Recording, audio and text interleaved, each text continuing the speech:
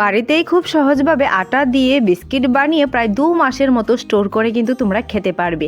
বাইরের বিস্কিট খেতে খেতে বোর হয়ে যাচ্ছ বা হেলদি বিস্কিট খেতে চাও, তাহলে কিন্তু আটা দিয়ে এরকম হেলদি বিস্কিট ঘরে অল্প সময়ে বানিয়ে নিয়ে প্রায় 1.5 থেকে 2 মাসের মতো কিন্তু স্টোর করে রাখতে পারবে।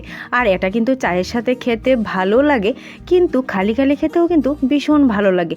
আর এই রেসিপিটা একবার যদি ট্রাই করো তাহলে ইচ্ছা করবে যে এই হেলদি বিস্কিটটা প্রায়ই বানিয়ে রেখে দিই।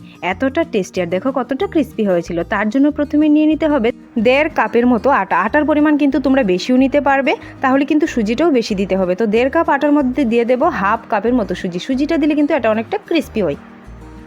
এখন 3 টেবিল চামচের মতো সাদা তিল দিয়ে দিলাম, আর 1 চামচ দিয়ে দেবো মৌরি।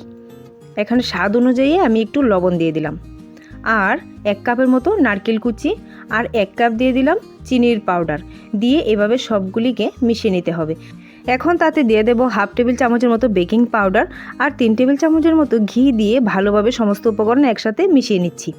এভাবে মিশিয়ে নিয়ে উষ্ণ গরম জল দিয়ে এটাকে কিন্তু মেখে নিতে হবে।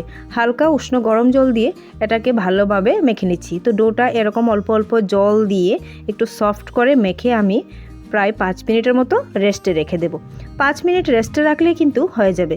তো এই ডোটা এভাবে মেখে নিয়ে 5 মিনিট রেস্টে রাখার পর এভাবে ছোটো ছোটো করে কিন্তু আমি দুটো ডো নিয়ে নিলাম। ডো নিয়ে এভাবে একটু লম্বা করে নিয়ে নিলাম, হাত দিয়ে একটু লম্বা করে শেপ দিয়ে এখন একটা ছুরির সাহায্যে এভাবে কেটে নিচ্ছি।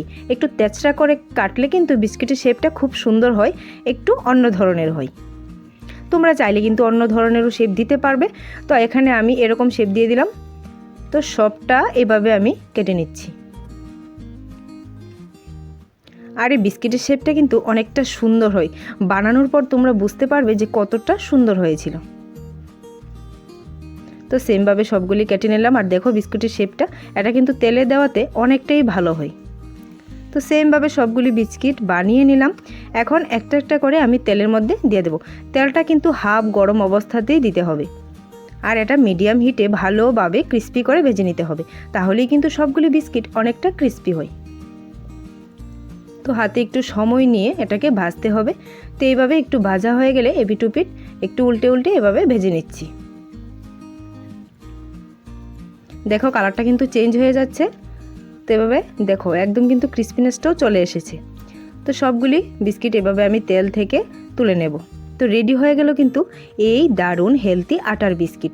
আর এটা বানিয়ে বললামই তো প্রায় 2 মাসের মতো ঘরে স্টোর করে কিন্তু তোমরা খেতে পারবে। সন্ধ্যাবেলা চায়ের সাথে হোক বা সকালবেলা চায়ের সাথে ভীষণ ভালো লাগে। আমার কাছে তো এটা খালি খালি খেতে অনেকটাই ভালো লাগে। তো হেলদি বিস্কিটের রেসিপি খুঁজছো, তাহলে কিন্তু একবার এই হেলদি আটার বিস্কুটটা ট্রাই করে দেখতে পারবে। আর এটা অসাধারণ একটা রেসিপি। একবার ট্রাই করলেই তোমরা বুঝতে পারবে যে এই বিস্কিটটা কতটা ভালো হয়। আশা করি এই রেসিপিটা ট্রাই করার পর তোমাদের সকলেরই অনেকটা ভালো লাগবে।